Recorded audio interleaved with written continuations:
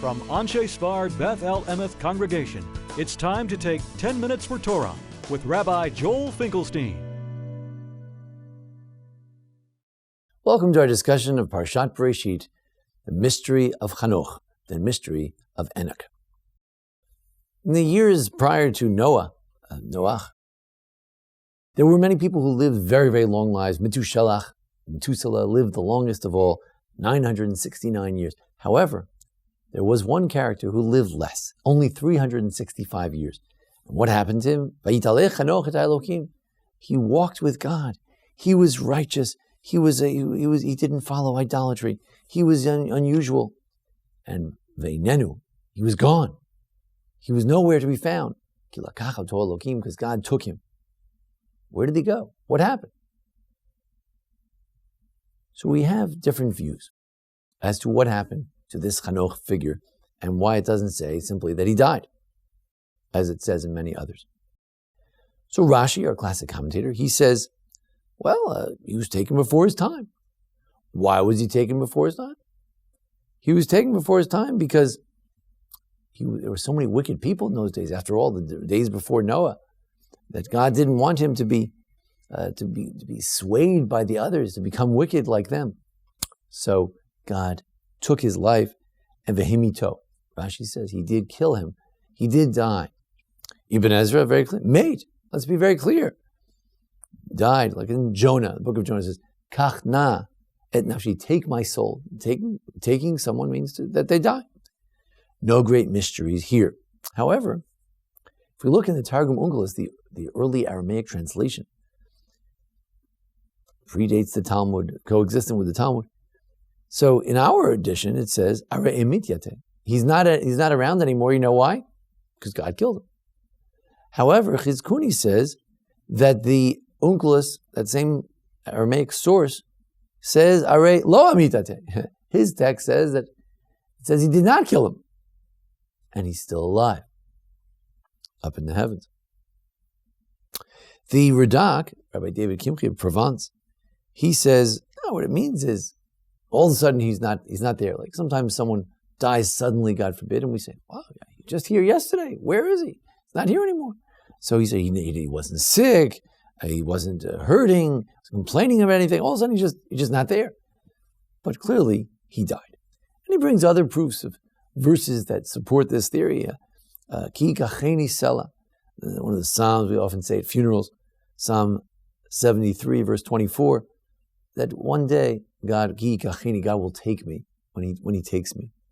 So it's not unusual to refer to death in this way. However, the Radak acknowledges that hamonenu, meaning like the masses, average Joe, or ksat chachaminu, and even some of our sages say that he didn't die and God put him alive into Gan Eden, just like Elijah the prophet. We know that Elijah the prophet, after all, he went in a chariot to heaven, and rabbis talk about him coming back here and there, and he's going to come again. The prophet talks about coming back in the end of days. So why can't he be just like that? And that's the question. Now, this question clearly is not just an academic question. This is also a question that has a lot of implications for interfaith discussions. Because clearly if Chanoch can go off to another world and he can come back, that gives a little more credence to the notion of a certain founder of another religion that he could go off and still be around. Of course, there are many differences between Judaism and Christianity. This is not the only one, but in terms of this particular difference, is it possible for a human being to go to the next world without dying? Of course, we already have Elijah, but what about this case? So apparently, 2 cases are recorded where various people challenged the rabbis about this, probably because they were early Christians. One is the case of Rabbi Abahu. Rabbi Abahu lived in the early Talmudic period, and that was a time of early Christians. And we have many stories where Rabbi Abahu seems to try to refute Christian views. So there's a story that's told that they came to Rabbi Abahu, the minim could be translated as heretics, which is how Jews viewed Christians in the early days, or it could simply be a euphemism for Christians. And they asked him, they said, oh, after all, didn't Chanoch, we don't see that he died. He didn't seem to die. So he said, no. And he says, after all, we know that it's like, he says, after all, taking can mean a lot of things. Elijah was taken, he's gone. Yes, he's compared to Elijah, but that's about it. And there are sometimes something can be taken and it's gone. You never find it again. That's in Bereshit's Rabbi. There's another source, the Matrona, a Roman noblewoman. She asked Rabbi Yossi, also from the Mishnaic period, a little earlier, could also be early Christians. She said, after all, we don't find that he died. So he said, no. He said, it does say he's not there. So what do you think it means? God took him and he's not there. He's not in this world because God took him. So he's dead. So here are two early sources. And the question is, what do we do with the other sources? There are some other sources. One is found in the Heichalot literature. Heichalot literature is the mystical literature before the Zohar came out. Heichalot literature over 1,000 years ago. And in that literature, it talks specifically about the chambers of heaven. And it says they met this Metatron, the archangel, and he said, I'll explain to you, I'm really Chanoch. Ani Chanoch ben Yered. So what do we do with this? There's also another midrash, the Midrash Haggadol, whether it's a collection, a medieval collection, that reflect a true rabbinic view or not. Hard to say, but there also say there are three who went into Gan Eden alive: Elijah, as we know, Eliyahu, Chanoch, and they throw in Moshe Rabbeinu too. His death was so strange, no one knew where he died, so they throw him in as well. But again, the Radak views this as mixas chachamim. It's some of the sages. It's not the mainstream view. We have Rabbi Yossi, Rabbi Abahu, a rabbi from the Mishnah, a rabbi from the Talmud, who clearly say otherwise. I would say that in the full spectrum, you have the following. You have this sort of mystical view that prefers that he doesn't die. He just goes like Elijah off into heaven. You have this perhaps rabbinic view. Perhaps it's Onkelos. Perhaps it's these rabbis of the early sages. Perhaps that's their view. Perhaps it's only their polemical view. Perhaps they're willing to say that he went off to heaven, but they don't want to tell that to the early Christians because they think that'll support their cause.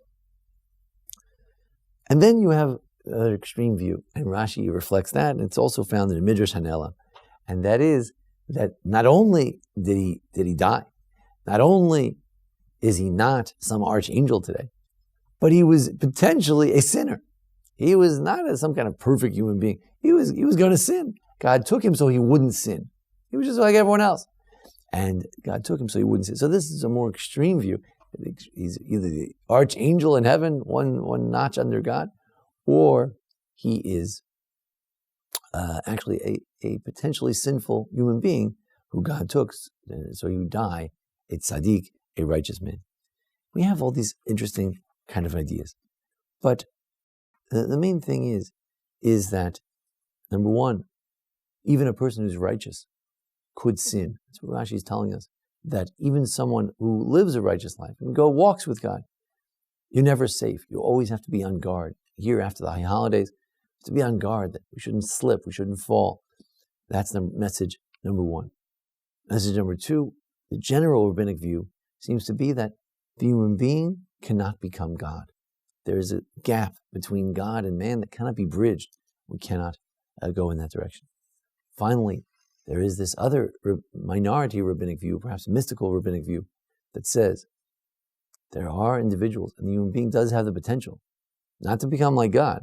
That's a fundamental view we have, difference we have with Christianity.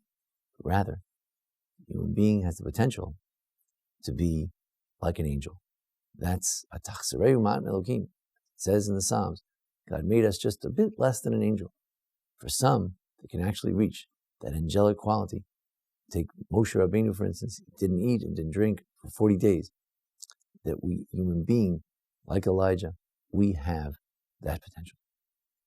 In any event, let us try to reach our greatest potential possible during these days following holidays. Let's hope that we can continue the high in which we're on during the holidays, continue march forward. And Vayitalech Chanoch et Elokim, he was one of the first who walked with God. Let's walk in his footsteps, Abraham's footsteps, Noah's footsteps, and let's continue to walk with God. Thank you. Thank you for joining us here at the Anshe Sfard Beth Elameth Congregation for our discussion of this parsha. Join us each week for our discussion of the parshiot, various holidays. Thanks to Jason Lefkowitz, our producer. Thank you. This has been 10 Minutes for Torah with Rabbi Joel Finkelstein. To learn more, visit ASBEE.org.